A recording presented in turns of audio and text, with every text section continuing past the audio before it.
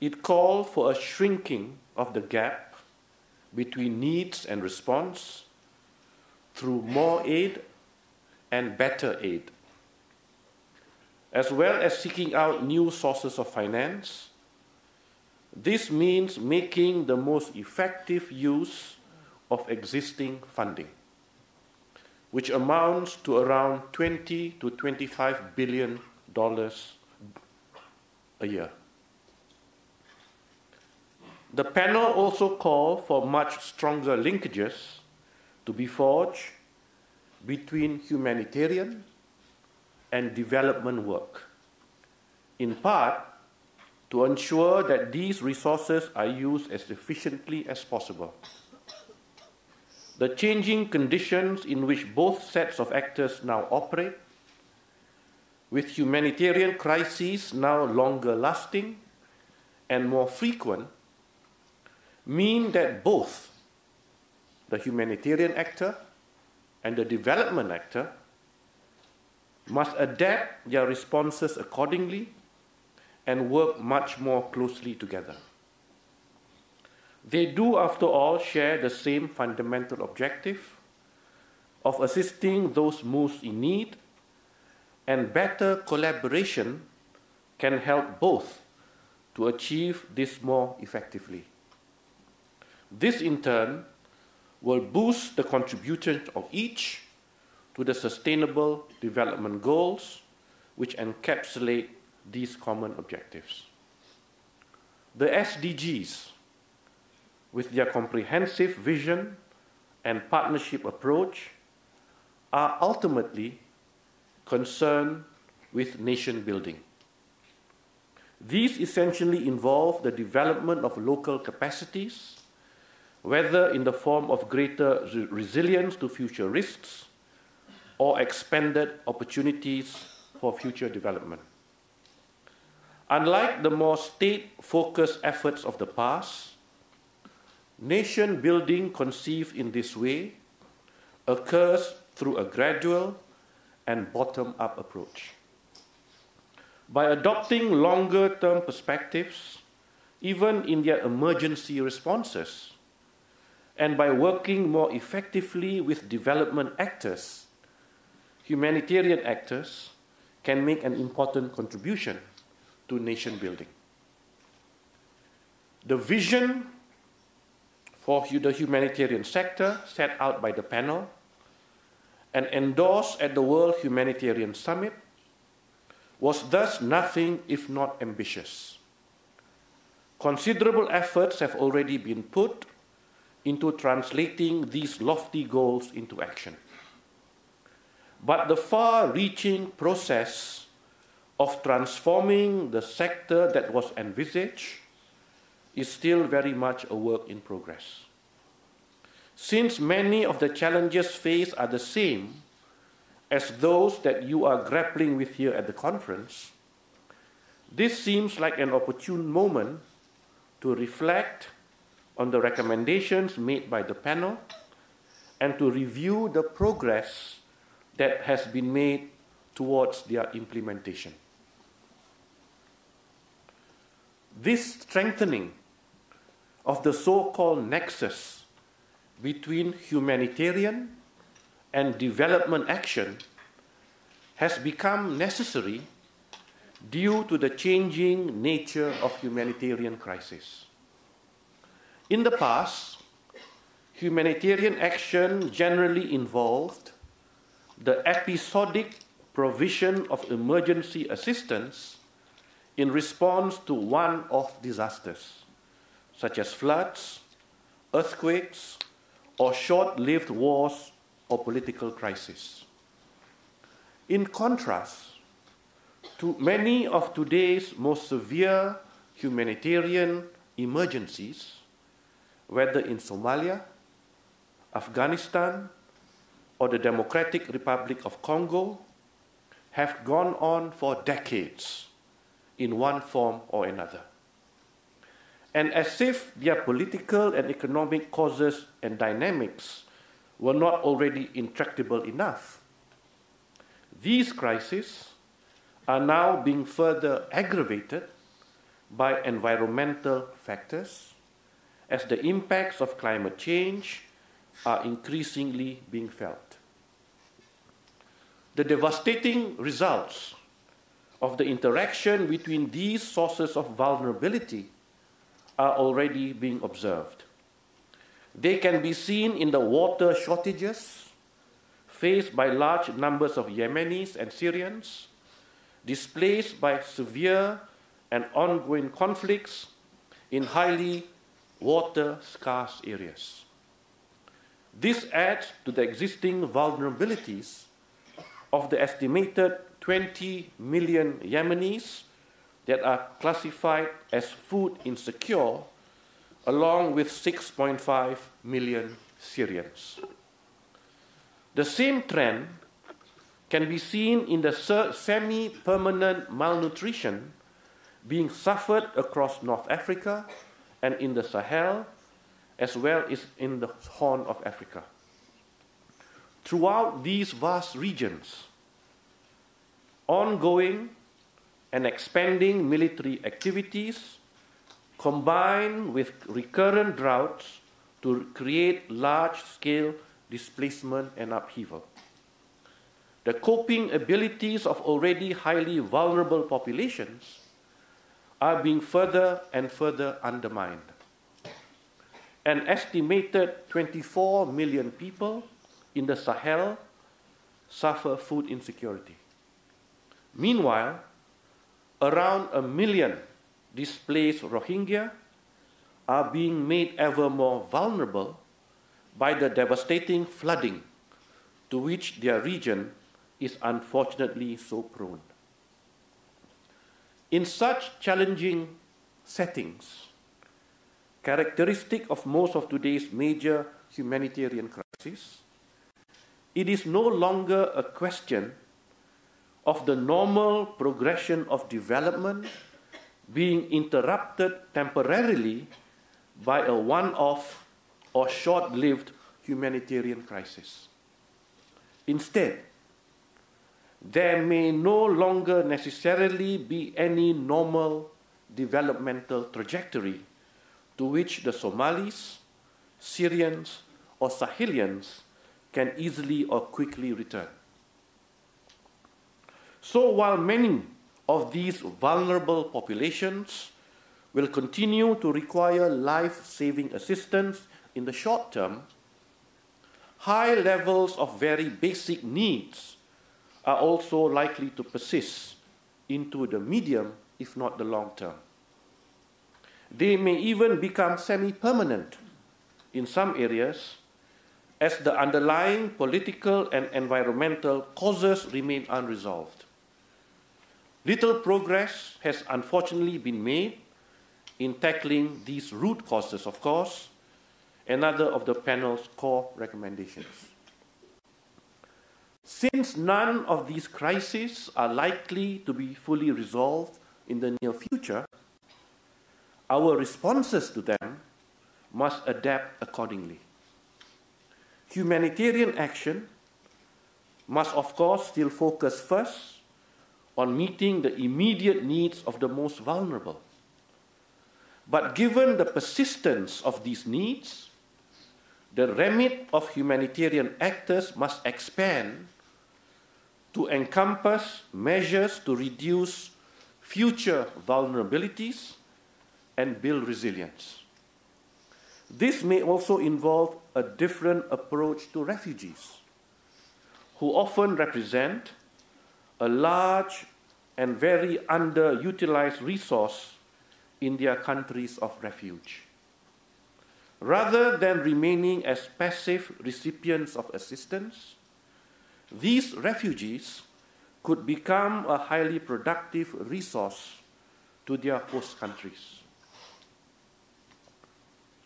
At the same time, development actors must alter their approach to take account of recurrent and deepening crises.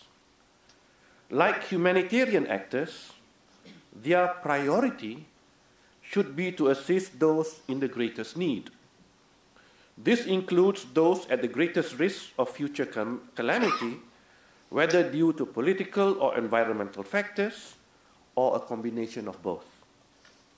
As the panel emphasized, because development is the best resilience builder of all, the world's scarce resources of official development assistance should be used where it matters most, in situations of fragility. Both areas of work, the humanitarian and the development, must now focus urgently on these shared goals of reducing vulnerability and building resilience. Objectives that are encapsulated in the SDGs. Of particular relevance are SDG 3 on health and well-being, 4 on zero hunger, and 6 on clean water and sanitation, all concerned with meeting basic essential needs. Other more cross-cutting areas include SDG 10 on gender equality, 13 on climate action, and 16 on peace, justice, and strong institutions. SDG 17 on partnerships for the goals reflects precisely the intention of the merger between these two types of aid. As the panel clearly concluded, it is only by working together towards the collective outcomes embodied in the SDGs that humanitarian and development agencies will be able to contribute most effectively to achieving these. These contributions to the development process, however limited they may be in such challenging settings, will in turn contribute to nation-building processes. Again, however tentative and fragile. And as suggested, it is these that ultimately hold the real key to developing sustainable resilience to future risks. Progress is slowly being made towards this humanitarian development nexus in conceptual and normative terms and in changing operational practices. The common embrace of the SDGs by both sets of actors reflects the underlying conceptual shift that is taking place, while the more practical application of the conceptual merging can be seen in the evolving approach to the so-called Grand Bargain. Launched at the World Humanitarian Summit in May 2016, the Grand Bargain is the main mechanism for implementing the transformation of the sector that was envisaged by the panel.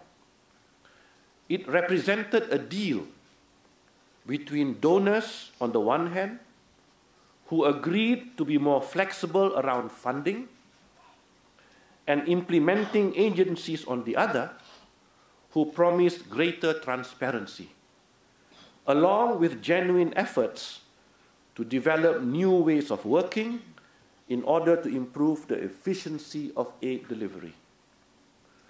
The Grand Bargain has been considerably refined and streamlined since its inception.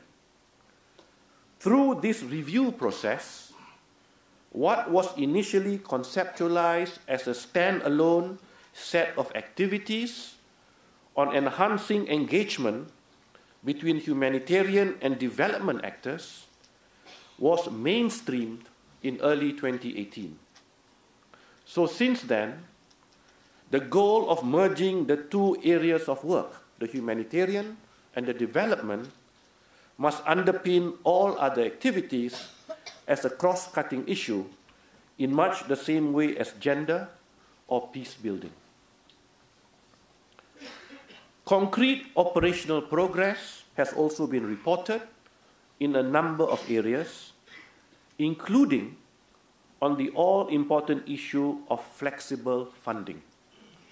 There has been good progress on joint assessments and analysis and on the harmonization of reporting procedures, all crucial building blocks for the joint programming that is the eventual goal. Progress is also reported in relation to localization. Another absolutely key area, of course, since the building of local capacities must be at the forefront of all humanitarian and development activities. In relation to funding, there has been a significant expansion of multi-year and non-earmarked funding streams by donors. This has been highly welcome, with so much progress already made that a potential system-wide shift is already being discussed. More flexible funding is a vital element in the development of longer-term perspectives by humanitarian agencies, as is multi-year planning, which is also now being widely practiced. Together, these greatly facilitate practical linkages and coordination with development actors. Good progress is also being made towards joint planning processes. Various pilots of joint data collection and analysis are being conducted, and simplified common reporting templates have already been introduced. This harmonization of reporting procedures has been widely welcomed due to the cost and time saving it has allowed. All of these aspects together add up to considerable efficiency gains, with more expected as active collaborations continue to yield further savings. Progress has also been reported in the crucial area of localization. As well as contributing to the development of local capacity, this greatly reduces costs, thereby boosting efficiency as well. The objective of greater localization is fully established in normative terms, and the commitments that have been made are now being translated into actions. This encouraging progress is being driven by the active co-conveners of this work stream, Switzerland and the International Federation of the Red Cross and Red Crescent. Progress on localization is also seen in the growing interest in the grand bargain at the country level. Despite these very laudable advances, the actual implementation of many elements of the grand bargain is still very limited. Progress has in fact been very slow and incremental. It has also been highly variable across the various work streams, dependent in large part on the commitment, capacity, and priorities of those responsible for each area. Very real constraints are of course faced in pushing forward this process of merging. These include the high transaction costs created by the additional layer of administration and coordination, which requires significant institutional investment. Some of these extra costs should be balanced out over time, however, by the efficiency gains from the continued streamlining of assessment and reporting processes. Greater transparency on funding has already enabled cost savings, for example, by allowing different funding streams to be combined. The breadth and scope of the changes that are called for as part of the merger also pose a major challenge. The sheer scale of the transformation that has been deemed necessary is daunting. Although the grand vision of change set out by the panel was widely accepted as the best way forward for the sector, translating these lofty goals into action is a very different matter. Perhaps gradual progress is all that can be expected in practice. Much further progress in this merging process is still yet to come, with more significant returns and savings expected to be enjoyed in the coming years. But attaining these positive outcomes will very much depend on sustained commitment by all involved. Strong political leadership and direction will be required, along with continued institutional investment by all stakeholders. Such an unequivocal commitment to the continued transformation of the sector remains absolutely vital if humanitarian and development actors are to make the most efficient use of the vast resources for which they are responsible. In the context of the ever-worsening humanitarian needs created by the interaction of environmental and political crises, this merging of the two forms of assistance has become more urgent than ever. It is only through building local capacity and resilience over the longer term that humanitarian actors will be able to contribute effectively to reducing vulnerabilities. And by focusing on those most in need, development actors will be able to play their part most effectively in the fulfillment of the SDGs. In this way, both can contribute to the nation building that is ultimately what local resilience is all about. The blueprint for change has already been drawn up, if not quite in full detail, at the operational level. The further development of those details is now the job of those of you engaged in the sector. This includes through the discussions and information exchanges that will take place here, in the various specialist sessions that are being held, as well as in other conferences and forums. I wish you well in these endeavors and in the painfully slow and difficult, but ultimately highly rewarding process of transforming this hugely important sector. And on this note, I would like to declare the conference officially open. Thank you.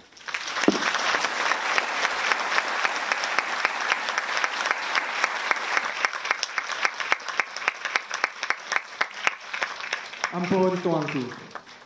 Thank you, Duli Yang Maha Mulia Paduka Sri Sultan Nazrin Shah for the inspiring speech.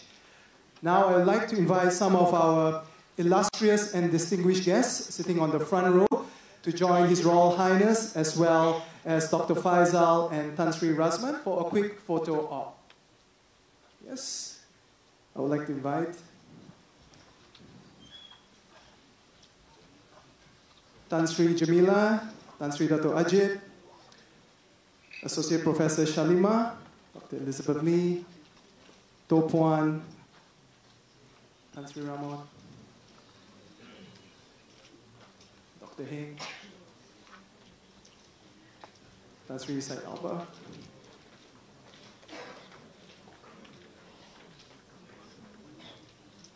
members of the media, photographers,